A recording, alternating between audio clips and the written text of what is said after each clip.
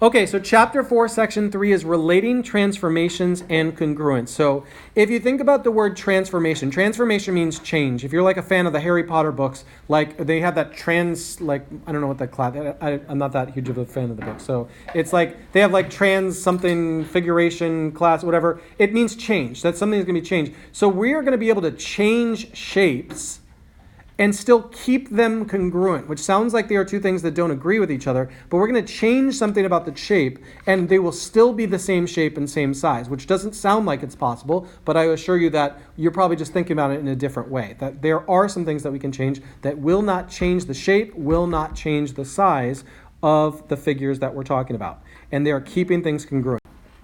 So, first of all, when we're talking about what we are talking about is transformation and rigid motion. Transformations means in the plane. That means that like when we're looking at these shapes in like the two-dimensional area, we can move or change a figure to produce a new figure. So a transformation changes one figure into another figure. If you think about it, you do this all the time with like photos. You shrink them down sometimes, like you shrink them down to a certain size, like when you're doing a project.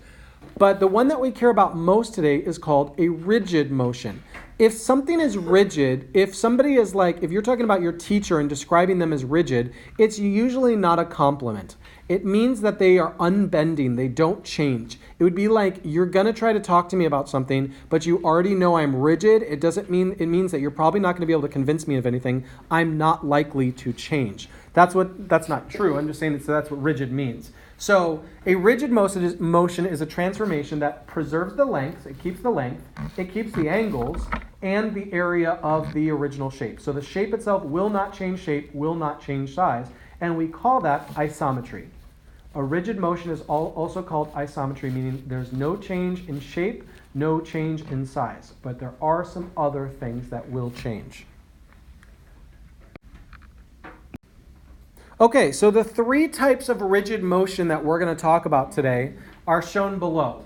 So it says congruent figures and transformation. Two figures are congruent if and only if one or more rigid motions can be used to move one figure onto the other figure. So in these pictures, what you're looking at here is it's like we started off on the blue picture and then something happened and it moved to or changed into the red one. So there was a change that happened and it went from blue to red.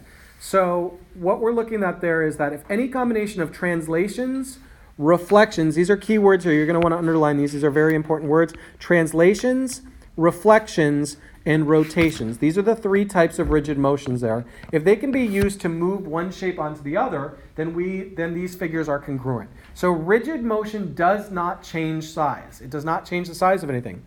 But the first type that we're talking about is called a translation. And sometimes, this is not an official name, do not ever write this as anything, but it helps people understand, it's like a slide. You're like sliding it from one place to another. If you notice, if you will look back here for a moment, I'm holding my calculator up facing you guys, I can change its position. I'm not going to do anything but move it to the side. If you notice, I didn't change the calculator, I didn't make it bigger, smaller, all I did was change its position. I can slide it left, I can slide it right, I can slide it up, I can slide it down. It's like the DVD logo bouncing all around the screen there. It's like, that's the same thing. It's just changing its position. It's not changing anything else. So it keeps its original size. This is a rigid transformation, and we call that a translation. Do not call it a slide. I only call it a slide because that kind of helps people remember exactly what it's doing. It's sliding from one place to the other. Now, it doesn't mean just in one direction. It could go up and right. It could go down and left. It could go lots of different things, but it just slid from one place to another. The second type of rigid transformation is called a reflection. And it's just like when you look in the mirror, like if you've ever like done that thing where like when you were a little kid, you tried to be like really fast and like poke your head around the mirror and then duck away and see if like you could get back before your mirror. Like, I don't know if you ever did that when you were a kid. Like, did you guys ever do that? No. Like sometimes when I was a little kid, I would be like, I wonder if I'm faster than the mirror. And I would look around there and then yank my head around the side and put it back in. You do that too? Like, I think at every like a lot of kids try this. So a reflection is literally like a mirror image of the original. If you imagine that dotted line down the middle is like a mirror, and our blue shape is going to be reflected over it. So, like when I look in the mirror and I raise my right hand, and if I were to wave at my own reflection with my right hand, the weird thing is that the image I see looking back at me is waving with his left hand. Right? Like if you were thinking about it, like, wait, if I were standing that way, like imagine me right here looking into a mirror, the reflection would look like this coming backwards. That'd be this hand. So that's like the opposite side. And one of the things we see with reflections is that once it's reflected over a line, it's basically just switched positions to the other side of a line. Notice that all the points just move to the equally far apart to the opposite side. And what I mean by that is it's just as far to the center here as it is here. It's just as far to the center here as here. It's equally far apart, just move to the other side. Here and here, here and here. Equally far apart on both sides. Yes, ma'am? Do you have a way to remember that one too? Well, I always think reflection is a little bit easier for me because I think of a mirror when I see that one. Like a reflection, actually, I always think of my reflection is like, you know, we talk about the reflexive property that kind of looks like itself, like something is equal to itself. It's that reflection. That one's a little bit easier. When we get to a rotation, the third type, so the third type is a rotation. Imagine turning a doorknob. When I turn a doorknob, the doorknob doesn't change, it just rotates position. I'm going to take that same calculator that I was holding up here, and I'm going to rotate it now. It's still the same size. I did not change its position. I've just rotated it. So it's just changing which end is pointing where. I'm not flipping it over. I'm not making a mirror image. I'm just rotating. Which direction I rotate it doesn't matter. Does it have to be like a full rotation? No. So imagine a doorknob. I don't open a doorknob, I don't turn it 360 degrees, right? Sometimes it's a quarter turn. It could be that I rotate things. Like if you imagine a steering wheel of a car, you rotate that a lot sometimes. Or maybe it's just a small turn, you rotate a little. They're all rotations. A steering wheel in a car gets rotated a lot, it gets rotated a little. They're all rotations. Now, here's what is very important, and I'm going to tell you something that if you miss here, it's going to be very difficult for you. Here's an easy way to understand the rotations here. I am going to give all of these points here, these vertices, I'm going to give them letters. I would recommend you do the same thing because I'm going to show you something here. The original one, before it's been rotated, we call this the pre-image. It means before it's been messed with. This is the original one before you messed with it. It's like I'm about to do a transformation and it hasn't been messed with yet. And afterwards, it's going to look like this. A, B, C, D. Except for, and pay close attention. If you're not listening to me now, pay attention to this. After it's been changed, we add these little lines there. So it looks like it's to the first power, but we don't say to the first power. This is A prime, B prime, C prime, and D prime. And all that means is when somebody says A prime, D, B prime, C prime, D prime, they just mean that there's been a shape that has been changed. All I know is if I'm looking at this, if I walked into a room and I didn't know what was going on and I saw that up on the board, I'll be like, well, there was a shape and you somehow changed it. Whether it was a rotation, whether it was a reflection, whether it was a translation, I don't know without more information, but I know that this is the changed version. And we don't call this the pre-image, we call this the image. Because pre comes before, right? Like the word pre comes before. So the pre-image becomes before the image. Kiara, you had a question? Yeah, I was going to ask what you call Okay, perfect. Susie. Okay, so let's say that we name these two like A. Would this one be A? Good question. She's going back here. Now that she knows that, she was like, let's pretend all these have letters. Let's go A, B, C, D, and E. On this one, it's not going to rotate. It just slid over. This would be A prime, B prime, C prime. Yeah, that just means this is the changed version of this. D prime and E prime. Now watch this. With the reflection, take a look. I don't care where you put those letters, A, B, C, D. Notice here, A has gone over here and become A prime. B has gone over here and become B prime. C down in the bottom went all the way over here, became C prime. and D came all the way over here, became D prime. So sometimes when you see, even without showing the motions, if you can see the A, B, C, D, the A prime, B prime, C prime, D prime, it helps you understand what happened to it. Imagine looking at the one on the left. It's like a page in a book. Somebody has flipped it over. It's like turning a page in a book. That page has been turned, and now all the points line up. The point that was when you turn the page in a book, like imagine like here, I'm going to do something up here. Like if you imagine that I'm holding a book, like you're going to have to look over my shoulder here. If I have a book open and this is A and I flip it over, now it's in the upper right. It's gone from the upper left to the upper right just by flipping it over there. So my A has become A prime and it's in the other corner now because that is a reflection. So you can see how it changes in different ways. This rotation has turned around this point. Imagine like this is the center and it's gone and it's rotated so that A ended up there, B ended up there, C ended up there, and D ended up there. They all rotated. They rotated together. Just like turning a doorknob, they all turn to a new position. When you turn a doorknob, as long as you hold it in place before you let it go, it's in a new position. Like, I'm going to come over here to the doorknob. Like, let's do that. Like, let's look at the doorknob, and I'll try not to cover it up here. Like, if you were to give all of these vertices and call this like A, B, C, D, and I do that, now they're all in new positions.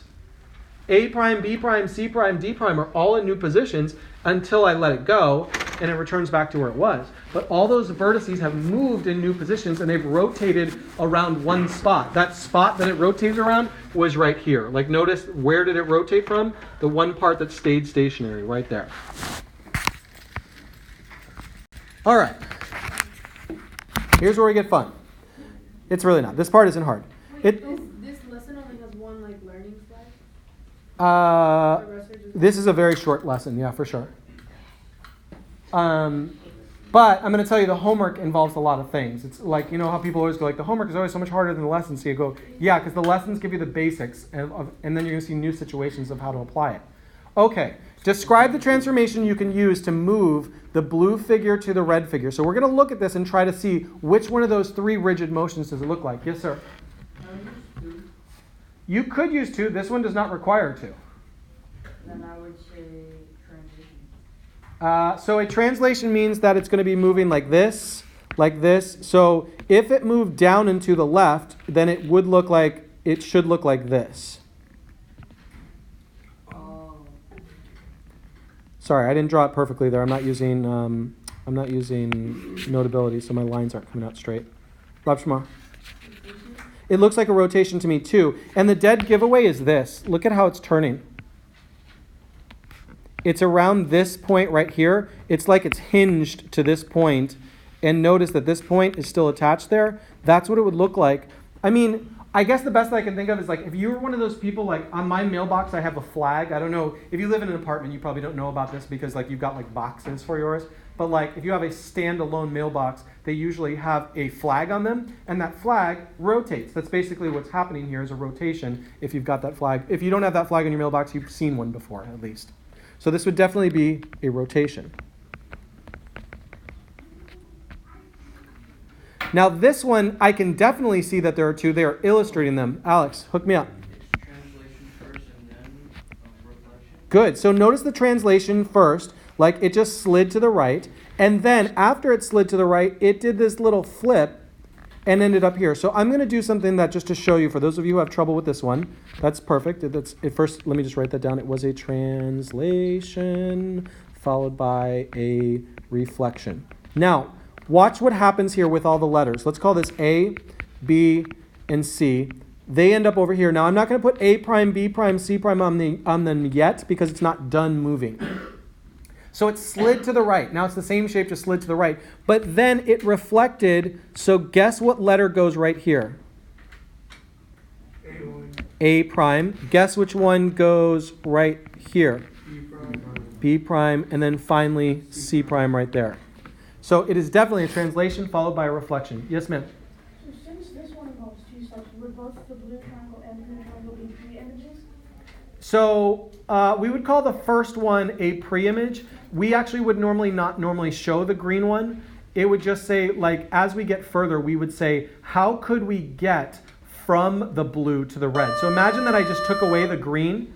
The more we understand these, the more we do them, we'd be like, well, wait, if I was going to reflect and end up as the red one, if I reflected it right now, it would end up down here, right? It would look like this.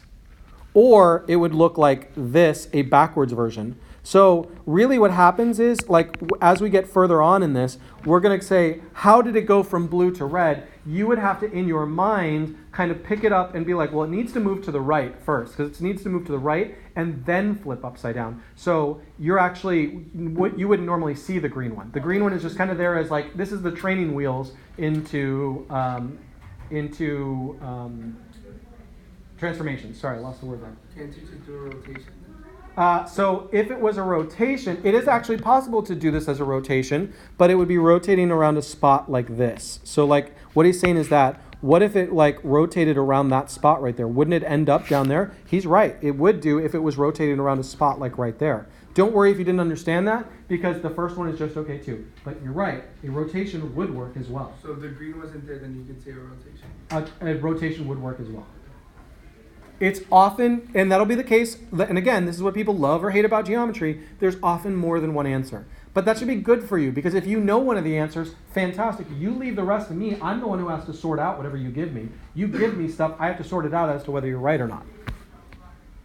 Okay. So, it says, explain why figure A and figure B are not congruent using transformation. So they're saying that these two figures are not congruent.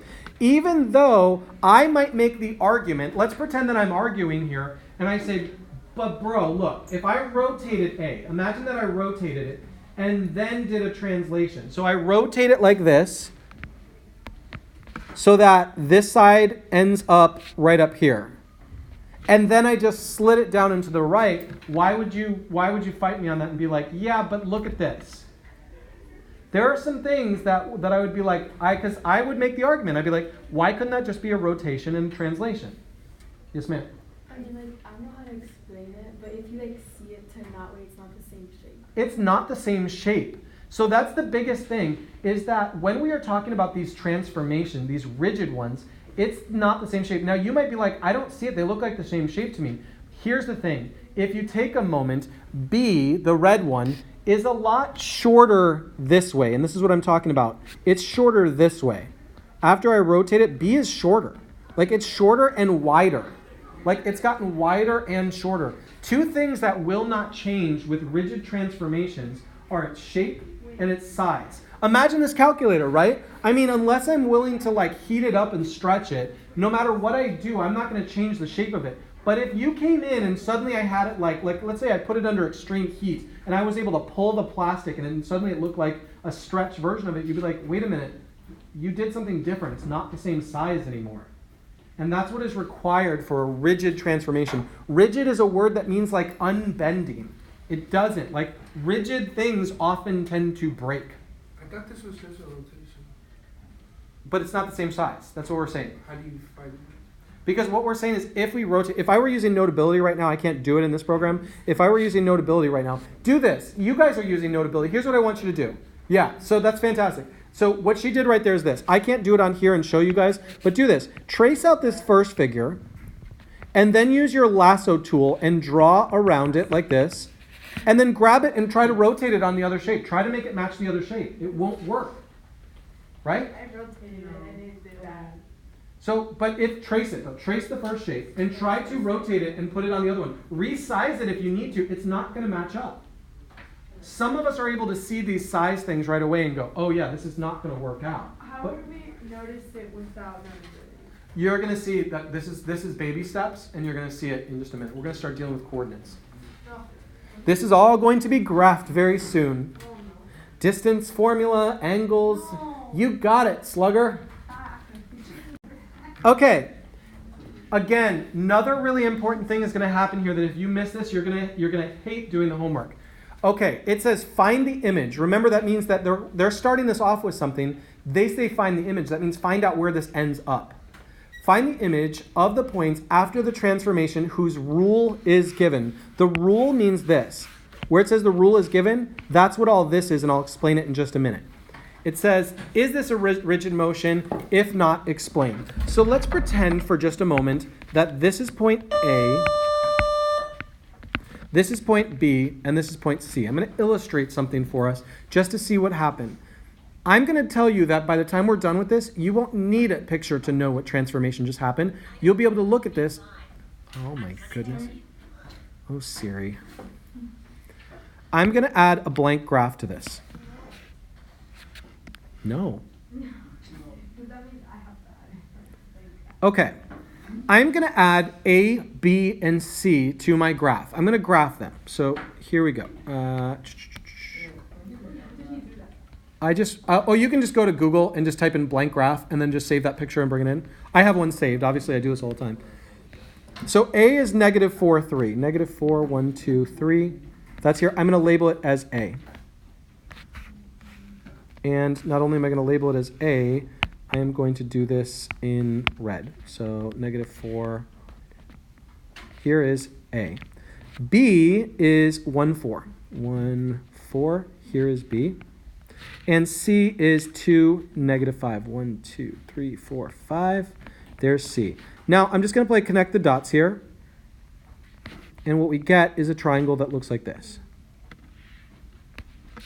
Now, here is the important part. They've given us a rule, and this is what the rule means in plain English. They say take every x and y, and here's a transformation I want you to do to it. I want you to take every x and subtract 2, and take every y and add 1. So we're going to figure out what A prime is, what B prime is, and what C prime is. So A had coordinates of negative 4 and 3. What did we say we were going to do to every x? We're going to subtract 2. And what did we say we're going to do to every y? Add 1. So every single time with x, we're going to subtract 2, and every y, we're going to add 1. So B had coordinates of 1, 4, but we're going to subtract 2 from the x's and add 1 to the y's. C had coordinates of 2, negative 5. We are going to subtract 2 from the x's, add 1 to the y's. And when we do, we get these new coordinates of negative 6, 4, negative 1, 5,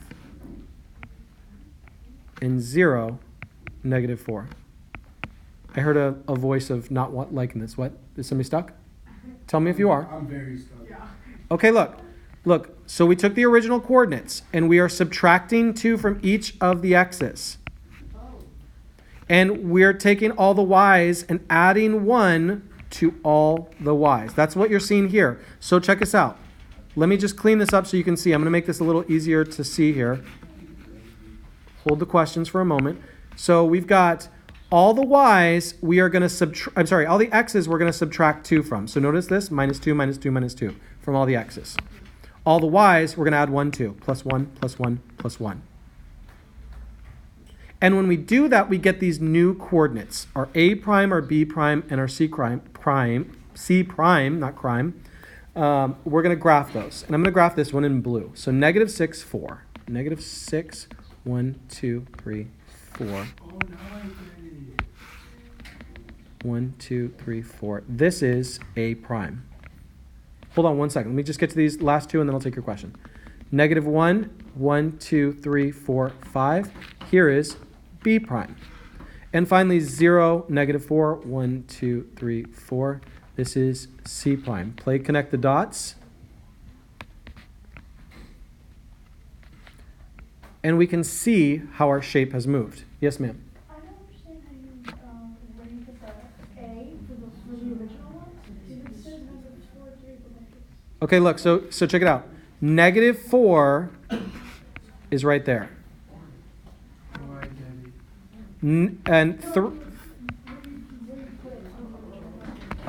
I put it right there. Negative 4 goes to the left first. X and Y coordinates are like an elevator, right? You have to walk into the elevator before you can go up or down. You have to move horizontally into an elevator before you can move up or down. That's how they work. For this one, yes. So they'll give you a rule, and you're going to apply that rule to every coordinate. Now, I might give you a different rule next time, but yes, this rule applies to every coordinate here. Hold on, I might be answering your questions. Give me a second. So let's talk about what do we think happened to the red one. It's not bigger. Just to be clear, it's not bigger. And you shift it over to. Okay, so what would we call that? That is a translation. No. But doesn't it have like the top smaller? So let's check that out in just a minute. I'm going to show you in a very easy way that I think I'm going to be able to prove to you without doing any sort of distance formulas. By the way, I can do the distance formula to prove it, but I'm not going to. So check this out. So A moved to A prime, B moved to B prime, and C moved to C prime. So I'm hoping that you will be able to see what I'm saying. In worst case scenario, we can always go to distance formula. A went like this. It went up 1, 2, and left. Oh no, I'm sorry. It didn't go up 2. It just went up 1. I'm sorry. I was looking at where A is. It went up 1 and left 2. Okay? A went up 1, left 2. B went up 1, left 2. C went up 1, left 2. So if you imagine, all that we did was we took the original shape and went up 1, left 2. All of the points went up 1, left 2. If you move everything equally, it's not going to change the size, right? It's just picking it up. You moved it up 1, left 2. So I could prove it to you that it's the same thing with the distance formula, but if you imagine that, like, if you're moving everything together, it's not changing the size of it because all of them are moving together. Here's what ultimately happened. We moved up 1 and left 2. That's not just a coincidence.